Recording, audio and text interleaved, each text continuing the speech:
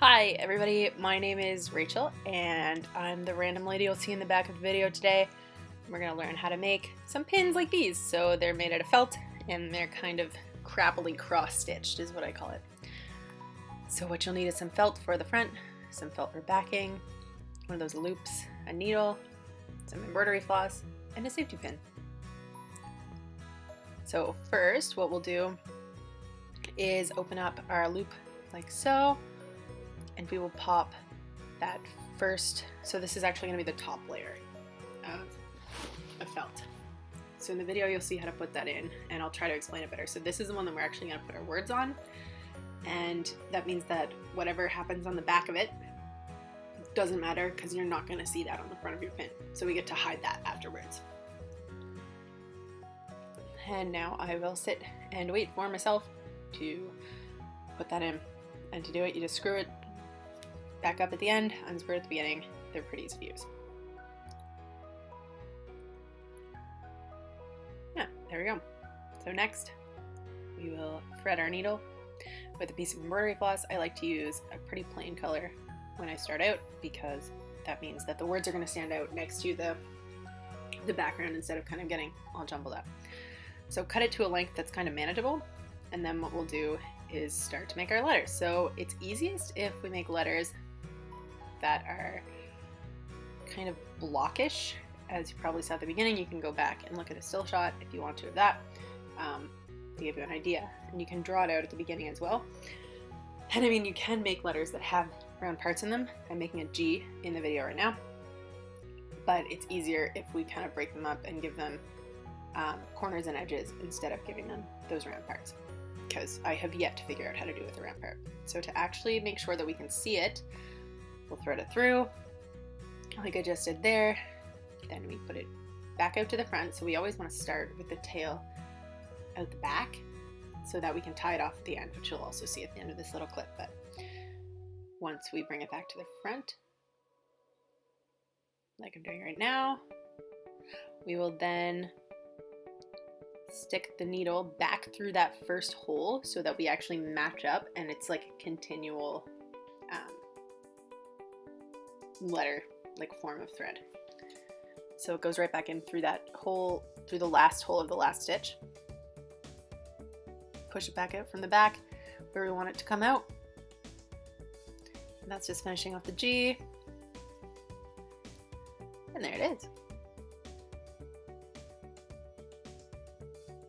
So the A, I didn't do that great, which is why I fast forwarded through it. Well, it turned out well at the end, but I didn't show how to do it very well. And now I'm doing the Y, and I'm making today for y'all a gay eye mom pin because those are my favorite ones. So yeah, pop it out from the back where I want it to show up, and then when I want it to go back, I pull it back in, and there we go, it says gay. Now I think I'm going to show you how to do the I'm part here because I did that a little bit better than I did the A on the first one. So it comes out, goes in,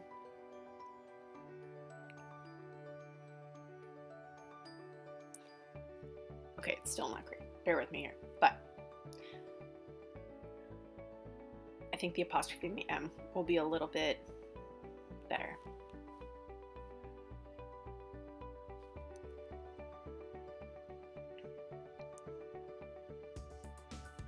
There we go. Easy peasy. And the fun part about these pins is that I guess like the more crafty they look, the better. I like it when they look like I made them at home. And I think a lot of other people like the look of that as well because I have given a lot of these to people because they've loved them. So this is the M.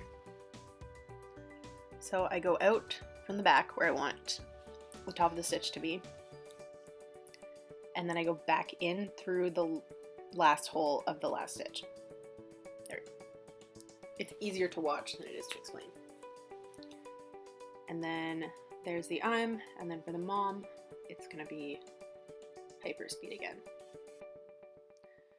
There we go.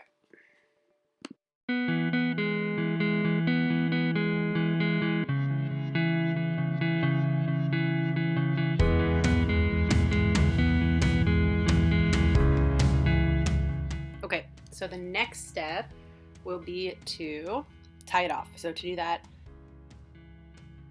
we take the needle off for safety, put it aside, remember where we put the needle. Then what we're gonna do is so when we start to tie a bow with our shoes, that first loop, we're just gonna do that twice. Easiest knot in the book. And that'll hold. And once we tie the knot, it should look like that. That's gonna be the back. We're gonna cover that up. We can cut off that excess as close as we can. And then we'll take it out of the loop.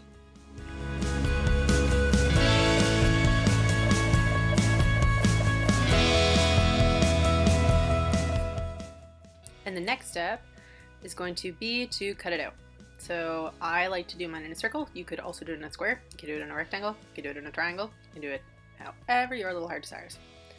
But this is just showing me cutting it in a circle. And I just cut around the words.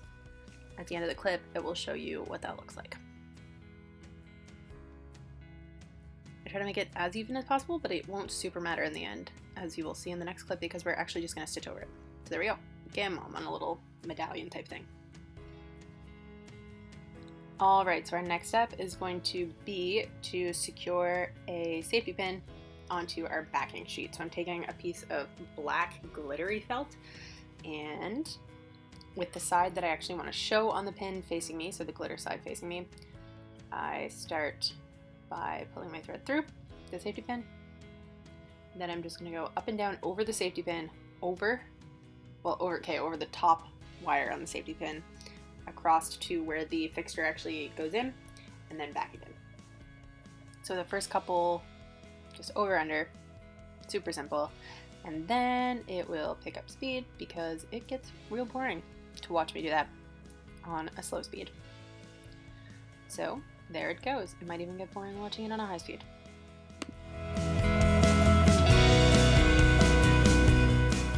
And when we get to the end, what's going to happen is I'll remove the needle again for safety. I should have both of them on the same side again. Do the same knot as before. So just two beginning of the tying the shoelaces knots. And then we will cut off the excess. Like so. And I'm not going to cut anything else out yet. So that's our backing. Next, I'm going to stitch the front piece, which I cut out, onto the backing using this is a normal stitch. I'm going to show you some other ones in a minute here, but this is just a normal kind of like up and down thing. And it's going to be a rainbow because pride. Boring shots of me threading needles. Alright, so we hold the two together and we're going to start not on this side. This is a mistake. So I'm going to pull it right through, I think. Yep, there we go. And I'm pulling it right through. We're going to start on the back, as we always do, because we want to hide those the knots that we make at the end and the ugly little bits that kind of bump around in the back. So there we go. We'll hold that piece down, make sure we have enough to knot it off. So I'm going to go put part of it onto just the backing, and then the next one's going to go through both the medallion and the backing, and then through just the backing, and then through the medallion and the backing.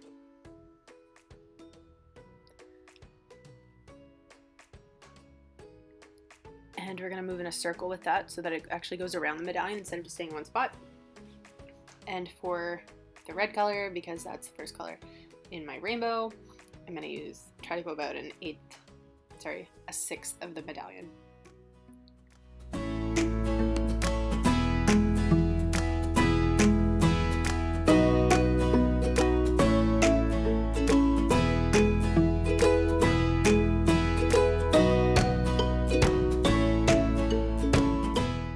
So once the sixth of the medallion is done, I'll remove my needle for safety, do the same knot as before, 1 and 2, and chop off the excess.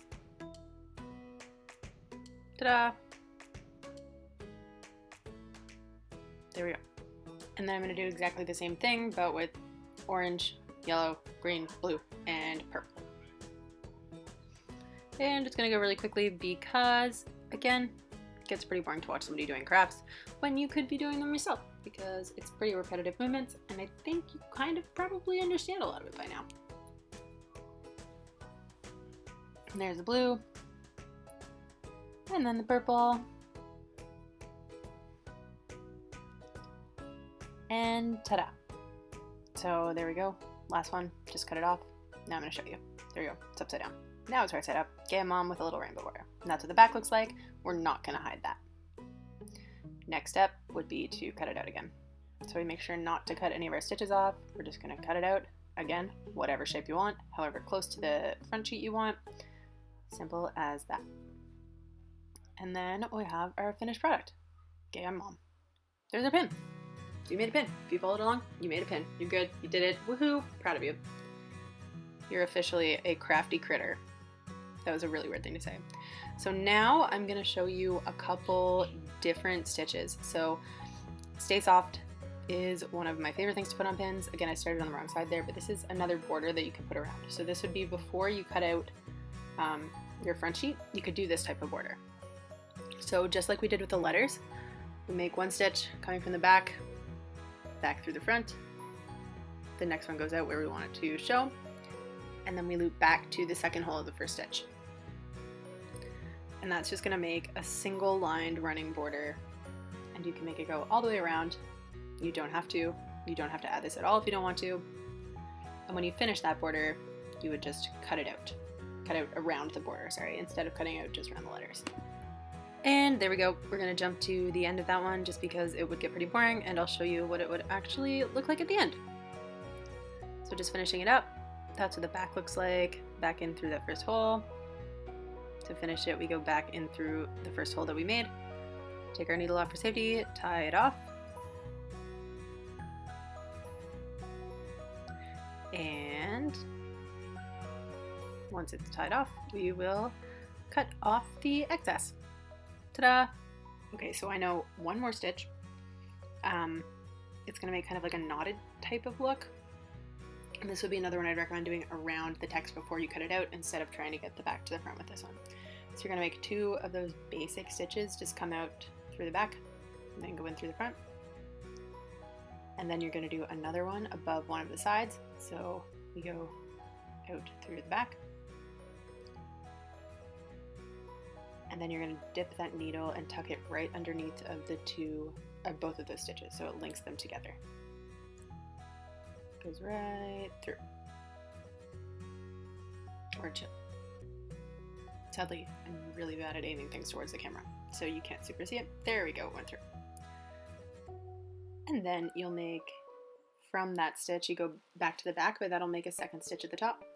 So then when you come out again from the back, you can loop it right through those two ones again, just like we did the first time. It goes under one, under the other one. Loop it through, and you do the same again. So one more stitch. Then when you come back out, you'll loop it through, and so on and so forth until you get to the end of that. And then you can just knot it off again. And that is the last thing that I have to teach you today. But this is by no means an exhaustive list of stitches or anything. You can do a quick Google search and probably find a million more. I, again, just make crappily cross-stitched pins, and that's the way that I like to make them. So you can put any words that you want onto them, you can use any color or anything like that, and I would love it if somehow y'all could show me your results. Thanks again, and bye.